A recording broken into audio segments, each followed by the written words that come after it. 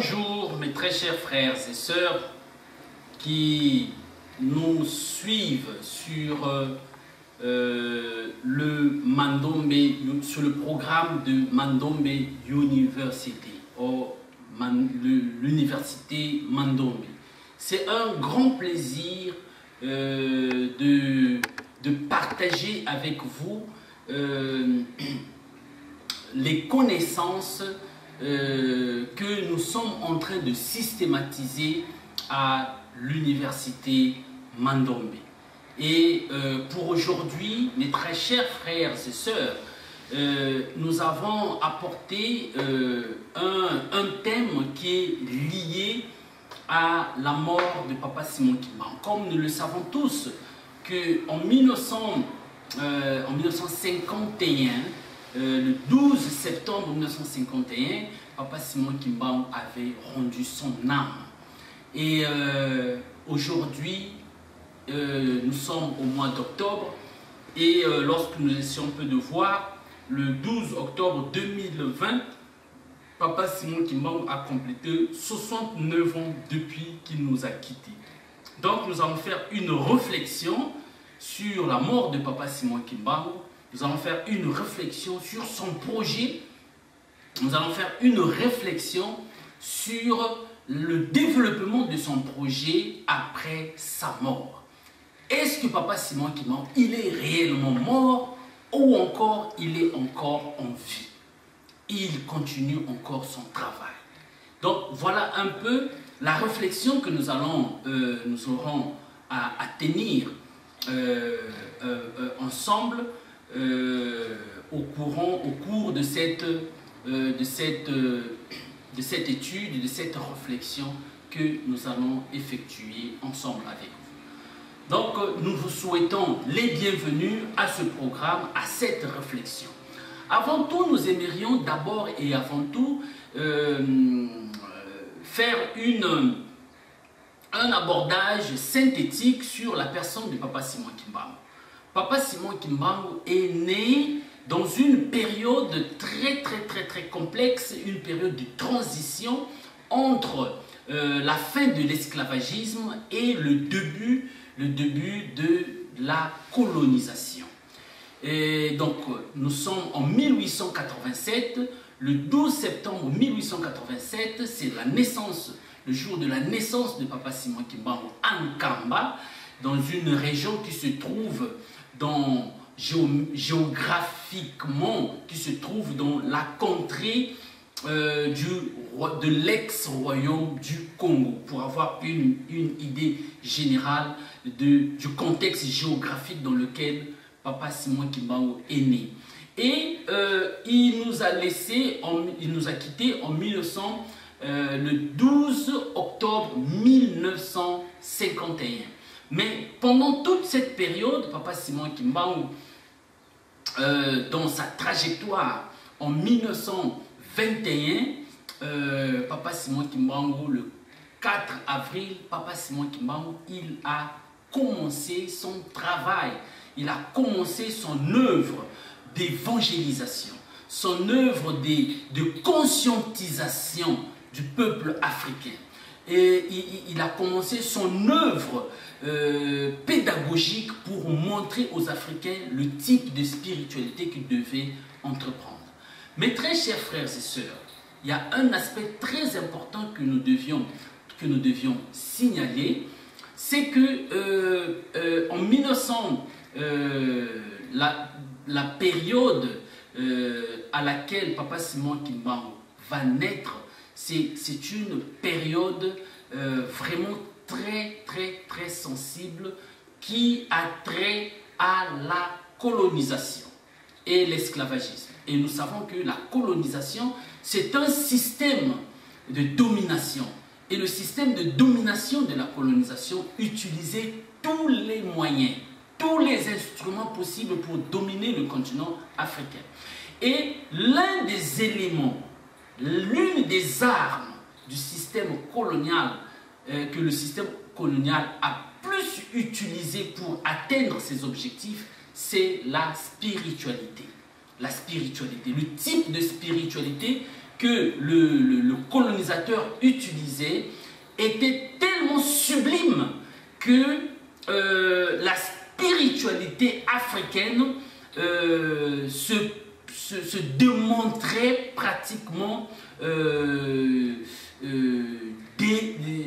se montrait pratiquement nul et sans effet. Parce que nos ancêtres avaient un type de spiritualité qu'ils pratiquaient, la spiritualité traditionnaliste.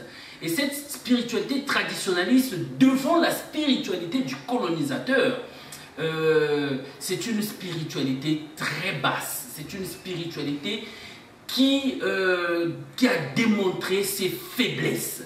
Donc c'est une spiritualité qui ne nous a pas servi, qui n'a pas servi à nos ancêtres pour empêcher la colonisation ou encore l'esclavagisme. Donc nous sommes arrivés à la conclusion selon laquelle, selon nos études jusqu'ici, que le type de spiritualité qui doit permettre aux Africains de se développer n'est plus le même type de spiritualité que nos ancêtres ont utilisé. Parce que cette spiritualité de nos ancêtres a démontré que c'est une spiritualité faible devant les atrocités de la domination du continent africain. Et encore, il y a un autre aspect que nous allons souligner, c'est la prophétie d'Ésaïe. Dans la personne de Papa Simon Kimbangu, nous remarquons qu'il y a un accomplissement d'une prophétie très ancienne du prophète Ésaïe, dans Ésaïe 19 jusqu'à 20, on va le constater, que Ésaïe reconnaît la suprématie du continent africain, reconnaît la grandeur de l'Égypte, reconnaît la grandeur de la libérance du continent africain à travers de l'Égypte antique. Et dans cette perspective, le prophète Isaïe était en train de voir la chute de l'Égypte, la honte, l'humiliation à laquelle l'Égypte serait soumis. Et il prévoyait dans sa vision la fin de la civilisation égyptienne. Il voyait dans sa vision les pleurs des Africains par rapport à l'humiliation à laquelle ils seraient soumis. Et dans cette perspective, nous allons constater que le prophète Ésaïe, en dehors de ce tableau triste qu'il nous présente dans cette prophétie, il prévoit la venue d'un rédempteur, un consolateur, quelqu'un qui viendrait pour essuyer les larmes des Africains. Donc voilà un peu la structure de la prophétie que le prophète Ésaïe nous présente. Et cette structure, ce tableau, effectivement, peut se référer à la personnalité de Papa Simon Kimbangu par rapport au contexte dans lequel Papa Simon Kimbangu est né. J'ai parlé de la phase de transition, la ligne divisionnaire entre la période de l'esclavagisme et la période de la colonisation. C'est au milieu, c'est là où Papa Simon Kimbangu est né pour consoler le continent africain, pour consoler les Africains, pour essuyer les larmes des Africains. Donc Papa Simon Kimbangu se présente dans ce contexte comme le rédempteur dont fait allusion le prophète Ésaïe. Papa Simon Kimbangu dans ce contexte se présente comme ce consolateur qui viendrait pour montrer le chemin que les Africains doivent suivre par rapport aux enjeux de la nouvelle perspective du développement du continent africain. Alors, lorsque Papa Simon Kimbangu va grandir, il va grandir dans un contexte de la colonisation. Et arrivé en 1921, Papa Simon Kimbangu, curieusement, il démontre ses prouesses en tant que visionnaire, en tant qu'une personnalité autoritaire pour renverser les paradigmes. Et voilà pourquoi Papa Simon Kimbangu, devant le paradigme du système colonial, il présente un nouveau paradigme que nous sommes en train de présenter sous forme d'un projet de la Renaissance africaine moderne.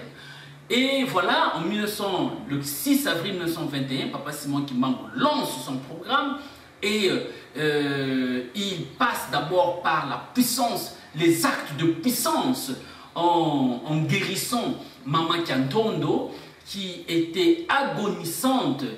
Mama Kiantondo a pu retrouver sa santé malgré les traitements traditionnels qui étaient en train de se faire à l'époque. Papa Simon Kimbangu a pu guérir Mama Kiantondo. L'information est partie, l'information s'est divulguée dans le monde entier, auprès des Africains, auprès de l'Occident, parce que le colon était en train de suivre ces mouvements, cette réalité. Et c'est comme ça que Papa Simon Kimbangu va continuer son œuvre du 6 avril jusqu'au mois de juin, librement. Donc, lorsqu'il a déclenché son processus, il y a eu une mobilisation démographique extraordinaire. Et les gens quittaient les hôpitaux, les gens fouillaient dans leurs usines, dans leurs locaux de travail. Les gens étaient en train de défier le système colonial par rapport à l'œuvre que Papa Simon Kimbangu était en train de réaliser. Il y a eu les morts qui ont ressuscité. Il y a eu beaucoup de choses qui se sont effectuées. Il y a eu l'effusion du Saint-Esprit. Il y a eu les gens qui ont capté qui ont été imbus d'une force divine qui leur permettrait de devenir des disciples de Papa Simon Kimbangu. Il y a eu des gens qui ont commencé à capter des chansons dans l'espace. Il y a eu des gens qui ont commencé à guérir, à avoir le don de guérison, à manifester des réalisations, des prodiges, des merveilles extraordinaires. Et cet ensemble des actes a fait de telle sorte que l'esprit, l'auto-estime des Africains soit de plus en plus exacerbée ou encore développée pour se lancer dans le processus de la révolution anticoloniale et la révolution spirituelle qui se présentait à l'époque. Et c'est dans cette perspective que Papa Simon Kimbangu va lancer son programme pédagogique pour enseigner aux Africains le nouveau type de spiritualité qu'il fallait utiliser pour défaire le système colonial. Parce que la base du système colonial, comme nous l'avons dit au début, c'était la spiritualité. Le colonisateur utilisait un type de spiritualité qui les a permis à dominer le système de spiritualité que les Africains utilisaient. Cela veut dire que le système de spiritualité que les Africains utilisaient, que les Européens utilisaient pour coloniser le continent africain était supérieur par rapport au système de spiritualité que nos ancêtres utilisaient. C'était un système qui ne répondait plus aux exigences de la guerre spirituelle auxquelles les Africains étaient embourbés. Donc il a fallu une troisième force spirituelle. Il a fallu un nouveau paradigme spirituel qui permettrait aux Africains de s'engager dans cette lutte sans pourtant avoir peur, mais confier en Dieu Tout-Puissant et qui devait les aider à manifester les dons du Saint-Esprit. Et c'est ce que Simon Kimbangu a déclenché et c'est ce que Papa Simon Kimbangu a enseigné sur la base de la nouvelle naissance. Donc il a fallu naître de nouveau, abandonner les fétiches, abandonner sa sorcellerie, abandonner toutes les pratiques nocturnes qui ne permettaient pas aux Africains de se développer. Donc voilà un peu d'une manière synthétique l'enseignement que Papa Simon Kimbangu donnait à toutes ces personnes qui venaient se ressourcer auprès de Papa Simon Kimbangu. Donc il leur donnait de la pédagogie, de l'enseignement, ce qu'ils devaient faire pour rentrer dans une nouvelle spiritualité. Et en fonction de cette nouvelle spiritualité, ils devaient acquérir ce que nous appelons la manifestation du pouvoir du Saint-Esprit. En Kikongo, nous l'appelons Nkuma. Nkuma Ombevian Longo. C'est-à-dire que la force, l'énergie spirituelle qui devait les envahir afin de devenir une nouvelle créature divine prête à s'engager dans la lutte spirituelle des mondes, en fait, le monde occidental et le monde africain. La guerre ne pouvait être possible qu'avec un nouveau paradigme spirituel, parce que le nouveau paradigme, l'ancien paradigme spirituel africain était démodé, était désusé, amorti. Ce type de spiritualité africaine traditionnelle ne servait plus comme instrument, comme arme spirituelle pour remettre en cause le type de spiritualité que le colon utilisait pour maintenir son système de domination en place.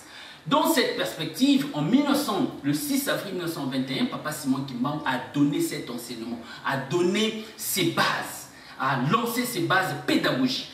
Et c'est dans cette perspective que le colon s'est senti menacé. Le colon s'est senti menacé et le système colonial a compris qu'il fallait détruire Simon Kimbangu à tout prix parce qu'il représentait un grand danger contre leur système, le système colonial. C'est dans ce sens-là que tout a été organisé, mobilisé pour que Papa Simon Kimbangu soit arrêté. Le 6 juin 1921, il y a eu la première tentative où Papa Simon Kimbangu a été arrêté, mais malheureusement, c'est une arrestation qui n'a pas réussi parce qu'il y a eu un envahissement de Nkamba qui a créé un grand désordre dans ce village et Papa Simon Kimbangu s'était finalement exilé à Manzansanda, à près de 10 km de Nkamba. Et là, à Manzansanda, c'est là où il va continuer ses enseignements, il va continuer à mobiliser le peuple africain. C'est là où il va présenter le 10 septembre 1921, Papa Simon Kimbangu va présenter son projet, le projet de la Renaissance africaine moderne. Et le projet de la Renaissance africaine moderne, lorsqu'il a présenté avec une vision prophétique, avec une vision philosophique, une vision culturelle, une vision spirituelle, métaphysique, Papa Simon Kimbangu a démontré que l'Afrique devait se libérer. Mais avant tout, le moment était arrivé pour qu'il puisse, Papa Simon Kimbangu puisse se livrer aux autorités coloniales. Et avec cette arrestation qui allait se réaliser, Papa Simon Kimbangu dit que sa personnalité physique serait soumise à une humiliation, à l'arrestation et au silence. Mais sa personnalité spirituelle se mettrait en guerre contre le monde des ténèbres qui sont venus coloniser le continent africain à travers l'Occident. Voilà le langage que Papa Simon Kimbangu avait utilisé. Il montrait aux Africains qu'on était en guerre. Mais c'était une guerre spirituelle. La guerre était d'abord spirituelle. Et Papa Simon Kimbangu a sacrifié, dit dans sa méthodologie qu'il devait sacrifier sa personne physique sa personne physique serait entre les mains du colonisateur.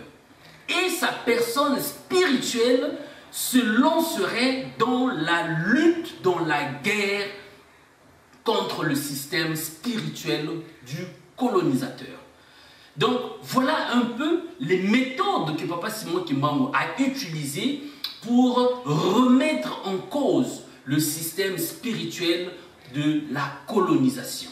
Donc, mes très chers frères et sœurs africains, il est important que nous puissions le connaître, que la base du système colonial, c'est la spiritualité, le paradigme spirituel qui est à la base du système colonial. Et pour défaire ce système colonial, il nous faut une nouvelle base spirituelle aussi. Il nous faut un nouveau paradigme spirituel aussi. Et c'est ce nouveau paradigme spirituel que Papa Simon nous présente, parce que le paradigme spirituel traditionnel de l'Afrique n'est pas à la hauteur de cette guerre. Elle est très faible, elle est très courte, elle est très négative présentement, elle est démodée, elle est hors d'usage pratiquement. Donc voilà pourquoi la technologie spirituelle des Africains ne fonctionne pas et ne fonctionnera jamais devant le processus du développement, du défi du développement du continent africain.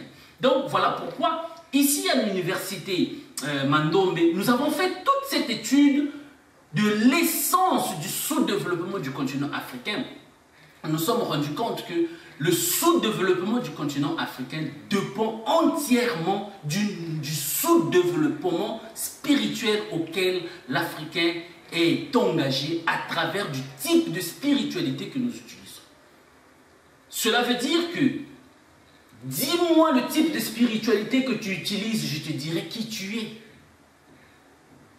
Et Papa Simon Kimbangu, dans son discours, je continue, dans l'exploitation de son discours, il présente le principe de l'égalité. Il dit que dans les jours à venir, le noir deviendra blanc, le blanc deviendra noir. Le principe de l'équilibre racial, ça c'était aussi son point fort dans sa vision. Il parlait de l'équilibre racial et il parlait de l'égalité. Là où il y a un président blanc, à côté, il y a un président noir. Là où il y a un savant blanc, à côté, il y a un savant noir. Il y aurait cet équilibre. Mais tout ça ne serait possible que sur la base du nouveau paradigme spirituel qui serait à la base de la décolonisation du continent africain. Et ensuite, son éminence, Papa Simon Kimbangu, dans son œuvre, dans sa dimension de la présentation de son projet de la Renaissance africaine moderne, Papa Simon Kimbangu, il parle de 3 types d'indépendance. Il parle de l'indépendance spirituelle, il parle de l'indépendance politique et de l'indépendance scientifique. Dans l'indépendance spirituelle, eh bien, c'est ce qui s'est réalisé pratiquement officiellement avec la reconnaissance du kimbanguisme. La reconnaissance du kimbanguisme, en fait, c'est cette idéologie religieuse que Papa Simon Kimbangu a mise au point pour constituer la base de la déstabilisation spirituelle du système colonial. Et cette indépendance s'est effectuée pendant toute cette période que Papa Simon Kimbangu a réalisé sa mission, nous a permis de comprendre qu'il y a eu beaucoup de choses qui se sont réalisées dans le monde qui étaient liées à la guerre spirituelle que Papa Simon Kimbangu était en train d'entreprendre pour libérer le continent africain. Et nous avons l'indépendance politique qui est juste une conséquence de cette guerre spirituelle que Papa Simon Kimbangu a déclenchée depuis 1951. Et en plus, nous avons ce que nous appelons l'indépendance scientifique qui s'est déclenchée plus de 20 ans après sa mort, lorsque Papa Simon Kimbangu s'est imposé dans la vie de jeune Wabeladio, qui était catholique à l'époque, à qui il a révélé le Mandombe, à qui il a révélé une science extraordinaire qui est aussi l'objet d'études de l'université Mandombe. Et dans cette perspective, mes très chers frères et sœurs, le Mandombe est devenu une référence de la part du docteur Wabeladio. En 2012, Wabeladio a été couronné par 4 universités, 4 universités qui lui ont concédé pratiquement le titre de docteur honoris causa. Et ça, c'est le symbole de la reconnaissance de l'indépendance scientifique que Papa Simon Kimbangu nous a donné. Cela veut dire que malgré la mort de Papa Simon Kimbangu, la mort physique, mais la guerre et la mission de Papa Simon Kimbangu, par sa personnalité spirituelle, continue jusqu'aujourd'hui. Il est juste question de reconnaître cette identité et cette mission que cette personnalité spirituelle est en train d'entreprendre jusqu'aujourd'hui. Il n'a pas cessé sa mission malgré sa mort physique. Pour continuer, lorsque Papa Simon Kimbangu a parlé de tous ces aspects, il a prévu une partie de la formation. Parce qu'il nous a dit que les premiers présidents qui vont diriger l'Afrique après les indépendances seront au service du système colonial. Cela veut dire que malgré les indépendances politiques qu'il y aura dans le continent africain, les premiers présidents seront au service du système colonial. C'est-à-dire que ce seront des colons noirs pour maltraiter les Africains. Donc c'est ça le scénario que Papa Simon Kimbangu présenté en 1921, s'il vous plaît. Et cela se vérifiait. Nous, au niveau de l'université Mandombe, nous avons essayé de faire des études. Nous avons retrouvé des documents qui parlent des accords secrets entre les leaders africains. Certains leaders africains, je ne sais pas si tous les leaders africains, mais certains leaders africains, parce que ce sont les mêmes caractéristiques que nous retrouvons partout, certains leaders africains et les ex-colonisateurs des pays africains. Donc nous avons compris qu'il y a toujours eu une complicité entre les premiers présidents africains qui ont dirigé l'Afrique et le colonisateur. Donc le colonisateur a donné les indépendances aux pays africains, mais en signant des accords de dépendance de ces pays vis-à-vis auprès des pays colonisateurs. Ça, c'est une réalité qui existe, qui fonctionne, que nous pouvons constater. Mais curieusement, ça a été déjà prédit.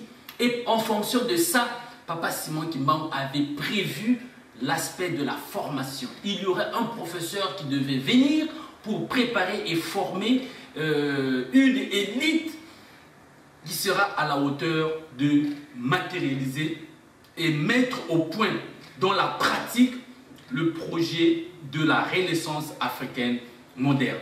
Voilà pourquoi je vous invite à faire des études, des recherches sur le discours de Mbanza Nsanda de Papa Simon Kimbangu, là où il a résumé synthétiquement son projet, le projet de la Renaissance africaine moderne. Je vous invite aussi d'aller faire des études, même sur Internet, d'étudier les accords secrets entre les leaders africains et les pays colonisateurs. Vous allez retrouver ces documents, c'est déjà publié, c'est déjà divulgué. C'est vrai que c'était des documents top secrets, mais aujourd'hui, les temps ont changé. Les temps ont changé. Voilà pourquoi tout est maintenant disponible pour qu'on puisse comprendre la réalité des choses telles qu'elle est en train de se fomenter à la racine, à la base. Parce que si on ne comprend pas ce qui se passe à la racine, nous allons chercher des solutions superficielles par rapport à notre réalité des dépendants, par rapport à notre réalité des sous-développés, comme on se considère. Donc, voilà un peu ce que Papa Simon Kimbangu avait tracé en 1921, et il avait annoncé que le temps était arrivé pour qu'il soit incarcéré. Et c'est comme ça que Papa Simon Kimbangu s'est livré aux colonisateurs, et après, le 3 octobre 1921, il a été jugé et condamné à une prison à vie, une prison à vie. Et c'est cette prison que Papa Simon Kimbangu a purgé pendant 30 ans. Donc il a fait 30 ans d'emprisonnement de 1921 jusqu'en 1951. Il y a eu beaucoup de choses que Papa Simon Kimbangu a fait, des merveilles. Pendant qu'il était en prison, Papa Simon Kimbangu a effectué beaucoup de voyages pour se mettre en guerre contre le système colonial. Il a participé à plusieurs réunions internationales, sans pourtant les gens se rendre compte. On se rendait juste compte après. Il a négocié, il a négocié les indépendances spirituellement, les indépendances avec les colonisateurs. Il était l'interlocuteur, parfois un être mystérieux qui négociait les indépendances.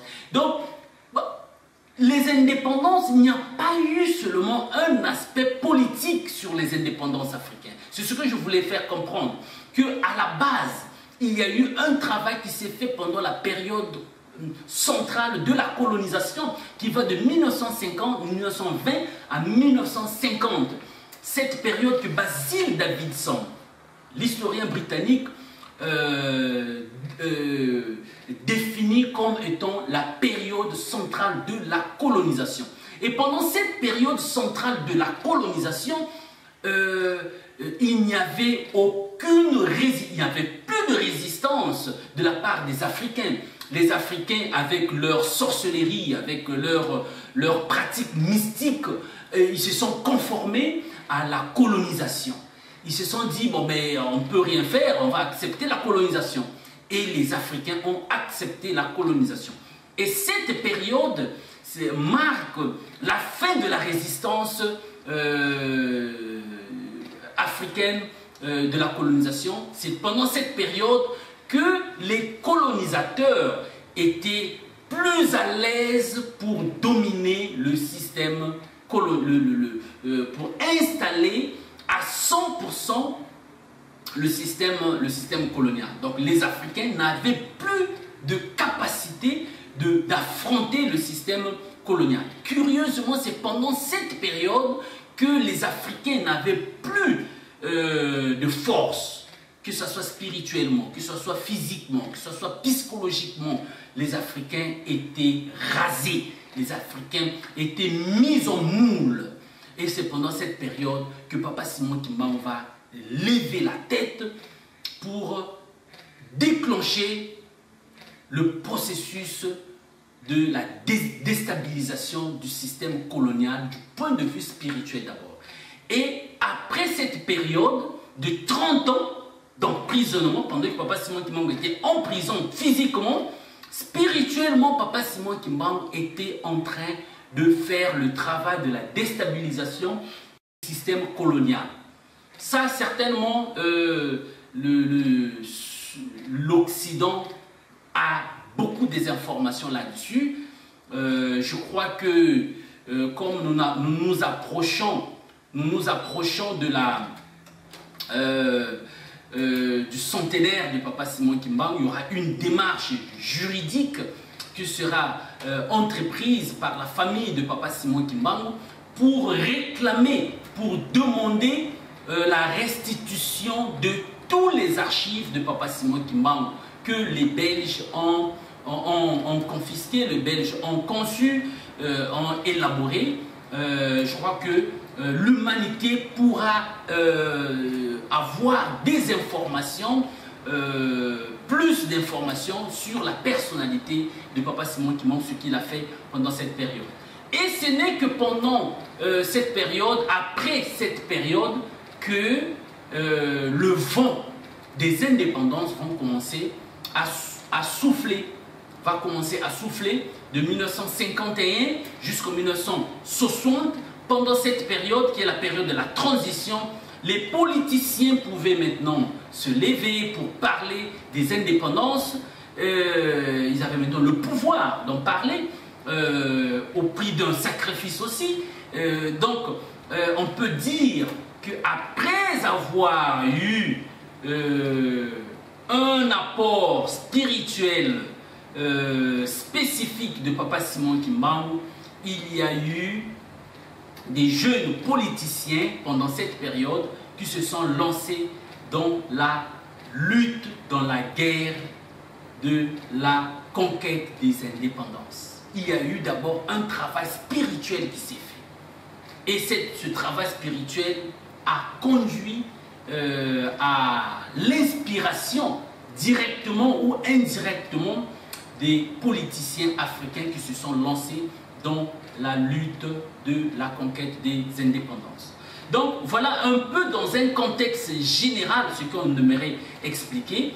Et il est aussi important que nous puissions signaler que le type de spiritualité, que nous sommes en train d'observer au niveau de l'Afrique, il y en a trois en fait, trois types de spiritualité.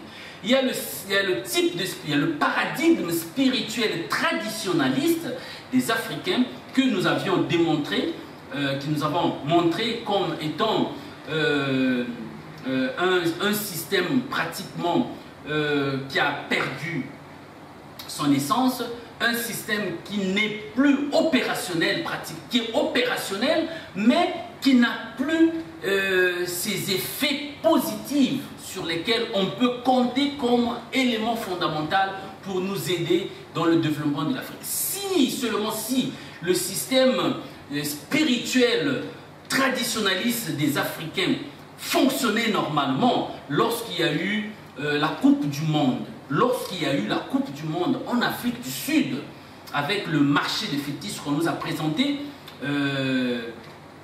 l'Afrique du Sud aurait gagné la Coupe du Monde. Mais, curieusement, l'Afrique du Sud n'a pas... Aucun pays africain n'a gagné la Coupe du Monde. Cela veut dire que notre technologie spirituelle, elle est très, très, très basse. Elle est faible. Elle est démodée.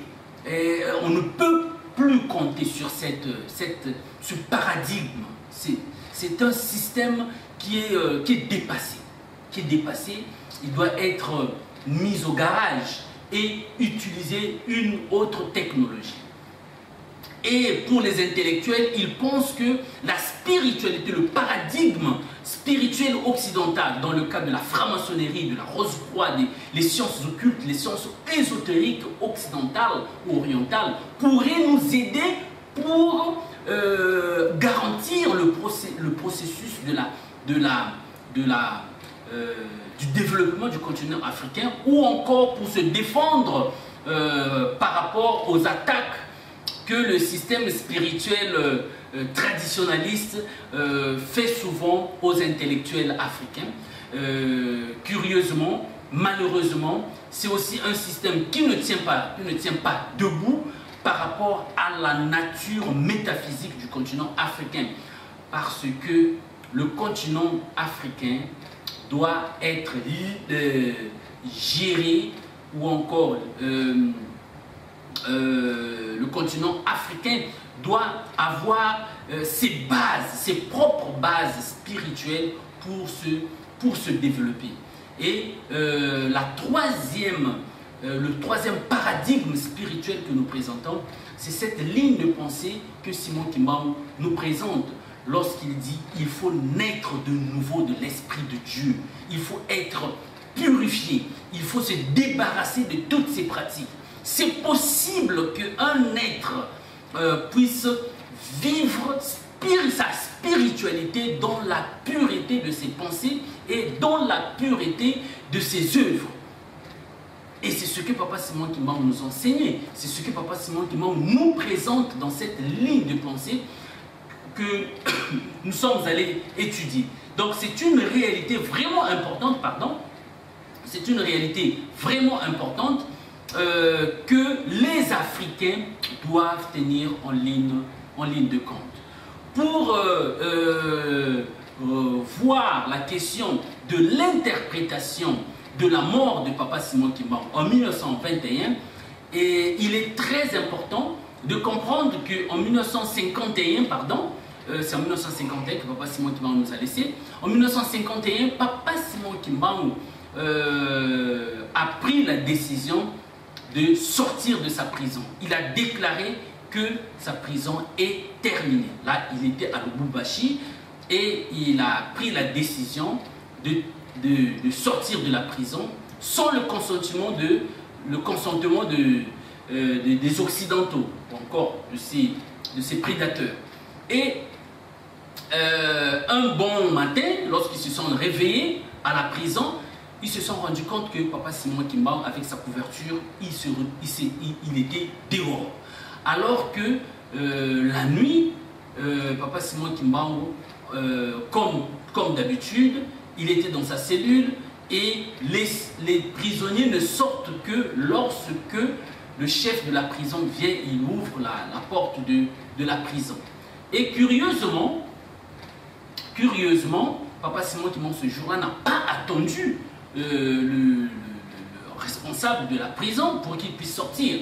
Mystérieusement, il est sorti de sa prison avec sa couverture et il a dit: je ne repartirai plus dans cette prison. Je ne repartirai plus dans cette prison. Et c'est comme ça que Papa Simon Kimbangu a présenté des faiblesses physiques et on a compris qu'il ne se sentait plus bien. On l'a mené à l'hôpital des prisonniers qui étaient à côté de la prison. Et c'est là où Papa Simon Kimbangu, le 12 octobre 1951, mais avant le 12 septembre 1951, Papa Simon Kimbangu a été visité par plusieurs personnes. Papa Simon Kimbangu a été visité par une délégation des prêtres et des masseurs qui ont voulu le baptiser pour changer l'essence de sa mission et de tout ce qu'il a fait. Et on voulait qu'à la dernière minute, l'histoire puisse dire que Papa Simon Kimbangu, à la fin de ses jours, il avait remis en cause tout ce qu'il avait fait et tout ce qu'il avait dit. Et face à cette réalité, Papa Simon Kimbangu, connaissant les intentions qu'ils avaient, Papa Simon Kimbangu leur a donné une épreuve. Il a dit: si réellement vous êtes les serviteurs de Dieu, dites-moi quand est-ce le jour et l'heure à laquelle je veux mourir. Parce que je suis à la fin de ma mission, je vais partir, mais dites-moi quel est le jour que je vais partir. Eh bien, ils n'ont pas pu répondre à cette question. Il leur a dit: vous n'êtes pas des serviteurs de Dieu. Et il les a chassés. Il leur a dit: sortez d'ici.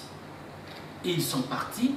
Et lorsqu'il est resté, Papa Simon Kimbangu a rassemblé les soldats noirs qui étaient dans sa chambre ou de malade, pratiquement. Et Papa Simon Kimbangu leur a dit: écoutez, sachez-le que moi je vais mourir le 12 octobre de cette année à 15 h. Je vais mourir à 15 h. Soyez prudents, soyez attentifs à cette date.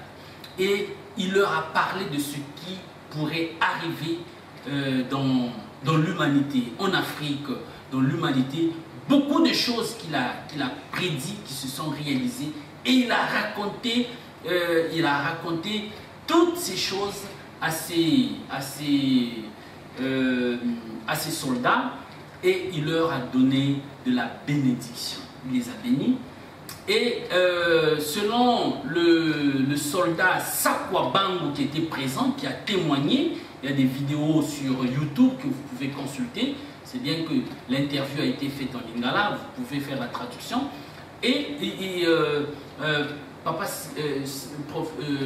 soldat Sakwa Bango, il a dit que lorsque Papa Simon Kimbangu, nous sommes arrivés ce jour du 12 octobre 1951, à 15 h moins, Papa Simon Kimbangu, il a tapé 3 fois dans son ventre, donc d'une part et d'autre, 3 fois, et après il a rendu l'âme. L'information, lorsque l'information a circulé, dans le système colonial, ils se sont dit, bon mais écoutez, c'est la fin, il faudrait qu'on puisse savoir qui était-il cet homme-là, un homme mystérieux. Il faut qu'on puisse faire l'autopsie pour savoir quelle est la nature anatomique, physiologique de cet homme qui nous a vraiment perturbés durant toute sa vie. Et c'est comme ça, mes très chers frères et sœurs, le corps médical va s'organiser et ils vont réaliser l'autopsie. Curieusement, lorsqu'ils ont réalisé l'autopsie, ils étaient stupéfaits tous de constater que Papa Simon Kimbangu n'avait absolument rien dans son corps. Pas d'intestin, pas de poumon, pas de cœur, rien, pas d'estomac, absolument rien. Et c'était curieux. C'est Madame Odette, l'infirmière Odette, qui a participé à cette autopsie, qui en 1980, si je ne me trompe pas, a fait ce témoignage, s'est rencontré avec son éminence Nguyen Nkuntima, le troisième fils de Papa Simon Kimbangu, qui a retraté cette histoire. Donc ce sont des faits vrais dont nous sommes en train de parler, mais comme les Africains sont formatés pour ne pas valoriser leur propre histoire, ce sont des histoires qui ne se racontent pas, ce sont des histoires qui ne s'enseignent pas dans nos écoles. Même le Congo démocratique, la terre sur laquelle Papa Simon Kimbangu a réalisé toutes ses œuvres, ils ne font même pas mention de ces actes héroïques de Papa Simon Kimbangu dans leur système éducatif. C'est vraiment curieux, mais nous comprenons que c'est le problème de la formatation du système colonial. Et dans le même sens, Papa Simon Kimbangu, en réalité, il a fait cet acte-là juste pour démontrer qu'il avait la capacité de mobiliser son corps afin que ce corps puisse obéir aux lois de la nature métaphysique. Donc, à partir de ce que Papa Simon Kimbangu avait fait en tapant 3 fois dans son... 6 fois, on peut dire, dans son ventre, Papa Simon Kimbangu avait momifié son corps. Il avait transmis son énergie spirituelle sur son corps. Et ce qui a fait de telle sorte que le corps de Papa Simon Kimbangu a pu résister aux intempéries, à la loi du temps. Parce que en 1951 jusqu'en 1960, lorsque le corps de Papa Simon Kimbangu, 1959 si je ne me trompe pas, lorsque le corps de Papa Simon Kimbangu a été exhumé, on a retrouvé le corps de Papa Simon Kimbangu intact. Pratiquement 9 ans après sa mort, le corps de Papa Simon Kimbangu était encore intact. Donc voilà un peu l'histoire de Papa Simon Kimbangu et que nous aimerions vous transmettre dans cette vidéo en mémoire de la mort de Papa Simon Kimbangu qui jusqu'à aujourd'hui qui a complété pratiquement 69 ans. C'est depuis 69, il y a 69 ans de cela que Papa Simon Kimbangu a quitté ce monde. Maintenant, dans le cadre de l'interprétation, il y avait quelqu'un qui avait dit, un Belge, qui a dit « Oh, enfin, c'est fini. Le traumatisme est fini. La terreur spirituelle est finie. Il est mort. Enfin, il est mort. » Mais il y avait un autre Belge plus intelligent et plus poussé spirituellement. Il a dit « Non, c'est pas fini. Ça va maintenant commencer. Il va maintenant commencer. » Donc voilà, Papa Simon Kimbangu, les Belges le savent, que avec la mort de Papa Simon Kimbangu, c'est une autre étape de la guerre qui a été déclenchée. Et cette étape de la guerre serait plus forte, plus énergétique et plus conséquente.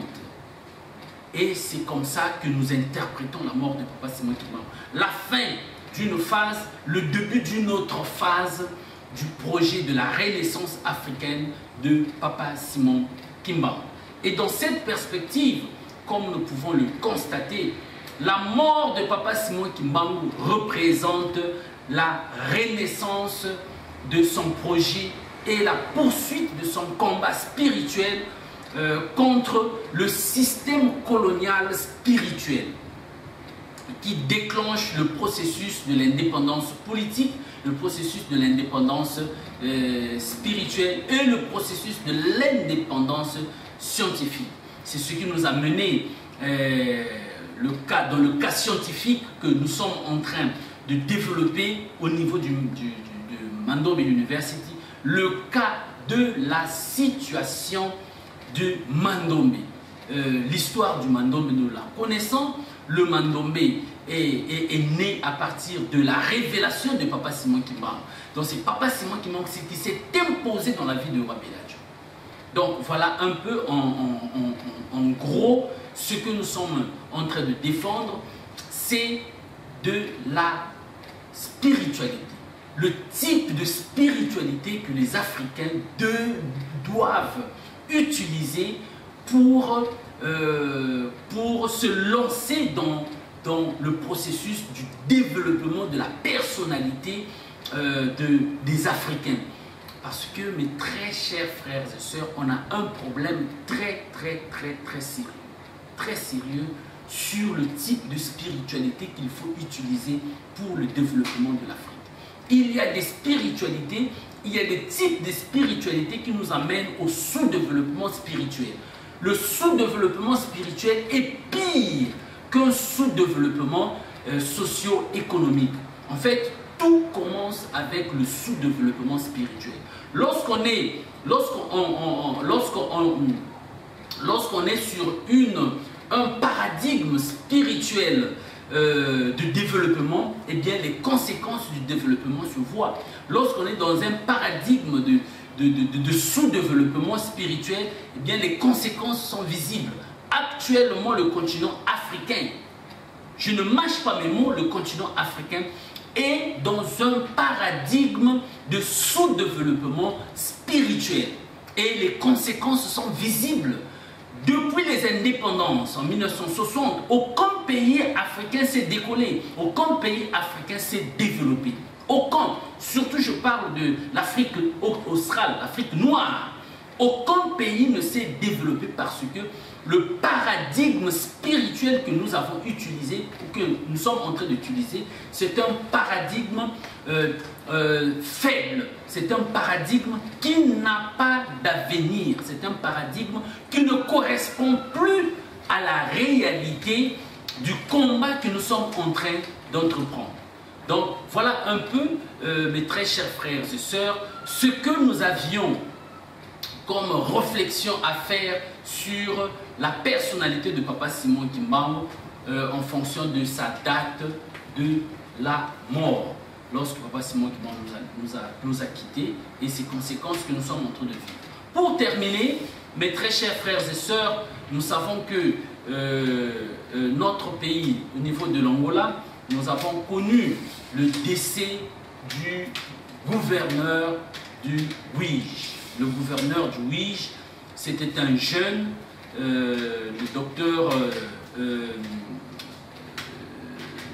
Serge Luther-Rochkov. Il nous a laissés, il nous a quittés dans des circonstances vraiment mystérieuses, on peut dire, circonstances vraiment mystérieuses. Personne ne s'y attendait. Il y a encore beaucoup de points d'interrogation sur sa mort. Et il y a eu beaucoup de voix qui se sont levées. D'abord, nous présentons nos condoléances à la famille restreinte, à la famille élargie, à la communauté du WIJ, du Zaïre, de la province du Zaïre, et au parti MPLA. Nous présentons aussi nos condoléances au gouvernement angolais qui a perdu un digne leader africain, un digne leader politique du gouvernement, parce qu'il était vraiment dynamique. Il avait une façon de travailler très dynamique d'un jeune, parce qu'il est mort à 40 ans pratiquement, et il a laissé des traces extraordinaires qui démontraient qu'il pouvait être un grand espoir comme référence politique au niveau du continent africain. Et donc, par rapport à sa mort, avec des spéculations qui sont en train de se faire, en réalité, nous, au niveau de Mandom University, nous disons que il est important que les leaders africains, les leaders politiques africains puissent être conscients de la méthodologie du système éducatif des leaders africains. Quel est le système éducatif? Quel est l'enseignement de la formation spirituelle, la formation panafricaniste, la formation, le paradigme de la formation des Africains ou encore des leaders africains que nous puissions utiliser pour mieux préparer spirituellement, métaphysiquement les leaders africains. Et ça, c'est très important parce qu'il y a eu des voix qui se sont élevées pour dire que les connaissances spirituelles, de notre défunt ne lui ont pas permis de résister aux attaques métaphysiques auxquelles il était confronté au niveau de sa gouvernance. Écoutez, en réalité, la sorcellerie, le fétichisme, toutes ces pratiques traditionnalistes, ça existe. Mais ce sont des pratiques pratiquement qui ne vaut plus absolument rien dans le cadre du développement du continent africain. Parce que le fétichisme, la sorcellerie, en fait, ce sont des connaissances qui ne se pratiquent que la nuit, qui ont de pouvoir que la nuit. La journée, ce sont des connaissances qui n'ont pas pratiquement d'effet pour le développement du continent africain. En fait, c'est ça le virus du sous-développement du continent africain. Parce que la journée, la sorcellerie, le fétichisme, ça développe de la haine contre la personne qui n'est pas dans ce monde et qui fait des prouesses. Donc, si réellement c'est ce qui s'est passé, effectivement, il y a lieu que les leaders africains puissent réfléchir, mais vraiment réfléchir sur le nouveau paradigme de la formation spirituelle des politiciens africains. Je parle dans un contexte général du continent africain.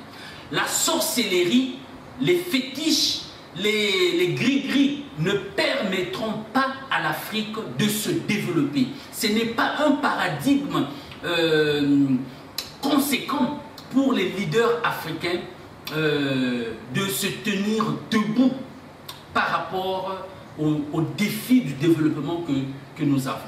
il nous faut un nouveau système de formation, un nouveau système éducatif pour les futurs leaders africains. Et cette formation doit commencer à l'école primaire. Il faut enseigner un nouveau système éducatif. Il faut enseigner de nouveaux paradigmes spirituels à la génération montante. Quel est le type de spiritualité qu'il faut utiliser pour que nous puissions être à la hauteur de ce défi que nous avons? Le système spirituel, le paradigme spirituel occidental ne peut en aucun cas nous aider parce que c'est un système, ce sont des systèmes qui prônent les intérêts de nos colonisateurs ou encore des autres civilisations. Donc voilà pourquoi il est vraiment important, impérieux, qu'on puisse faire beaucoup de réflexions là-dessus. Quel type de spiritualité pour le développement de la personnalité spirituelle des futurs leaders africains? Est-ce qu'il faut continuer avec les gris-gris? Est-ce qu'il faut continuer avec des fétiches? Est-ce qu'il faut continuer à confier sur ces pratiques traditionnalistes qui ont démontré une grande faiblesse lorsque le blanc est venu en Afrique pour nous coloniser? Parce qu'en fait, nous avons été colonisés et ces fétiches, la sorcellerie n'a rien fait par rapport à cette réalité.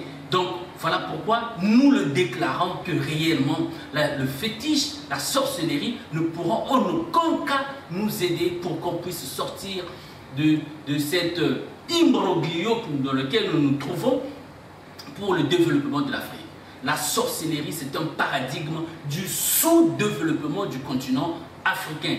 Ça ne permettra jamais le développement de la personnalité spirituelle des Africains. Car on a besoin de cette personnalité spirituelle se développer pour qu'on soit à la hauteur de la responsabilité auquel on peut être convié pour assumer.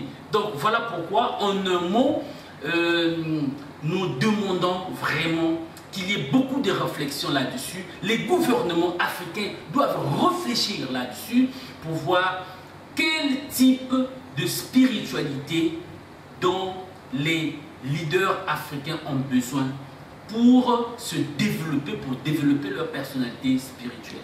Donc voilà un peu en gros ce que nous aimerions vous présenter comme réflexion sur la mort de Papa Simon Kimbangu et vous présenter également tous ces aspects que nous venons de prôner.